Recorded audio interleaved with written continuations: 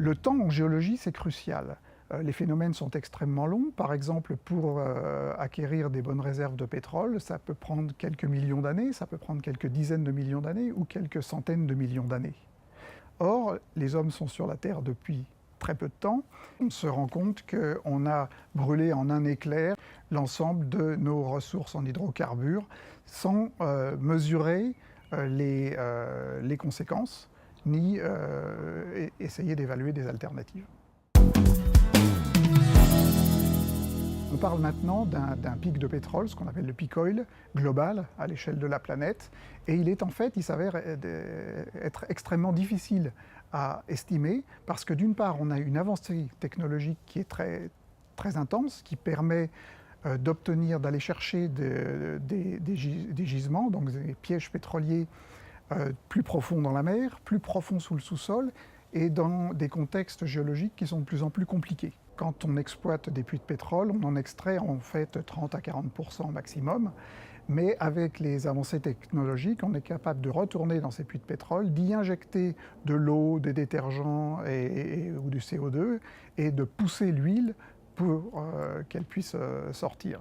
Il y a d'autre part, à cause du réchauffement global, des régions comme l'Arctique, où il y a possiblement des réserves assez importantes et qui pourront être exploitées plus facilement.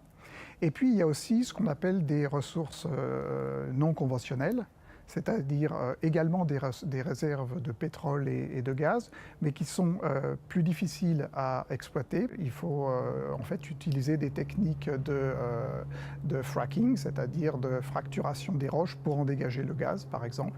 Il y a aussi des schistes bitumineux, des shales bitumineux, qui ont aussi un fort potentiel, mais qui sont extrêmement polluantes éventuellement. Probablement, le passage des énergies fossiles vers les énergies renouvelables, en fait, nous le voyons comme étant une course entre l'avancée des technologies, d'une part, les technologies qui permettent d'avoir une meilleure exploration et une meilleure exploitation des sites pétroliers, et d'autre part, les énergies qui vont nous permettre d'avoir accès aux énergies durables de façon plus sûre.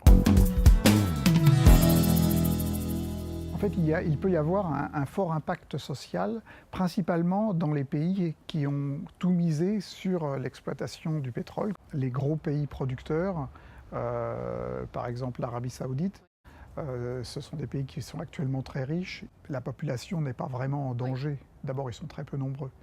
Par contre, il y a des endroits comme le Venezuela, par exemple, actuellement, où ils ont en fait basé toute leur politique sur la base d'une consommation et d'une vente de pétrole stable. Et le pays est actuellement dans un marasme terrible.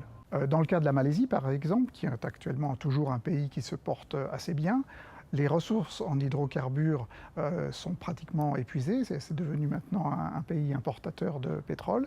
Et ils ont tout misé sur les plantations de palmes. Et on a subi une déforestation considérable. Des régions équivalentes à la surface de la France sont complètement couvertes de forêts de palmes. Donc il y a un énorme travail à faire au niveau de l'information et je dirais même plutôt de l'éducation. Je pense que le changement, il est inévitable et il va se faire tout seul. C'est-à-dire qu'on voit qu'on va consommer de moins en moins d'énergie fossile, on voit la prolifération des moteurs maintenant électriques dans nos villes. Et en fait, les acteurs de l'exploitation pétrolière sont en fait ceux qui ont les reins les plus solides pour investir dans les technologies d'énergie renouvelable. Adopter la copreneur attitude.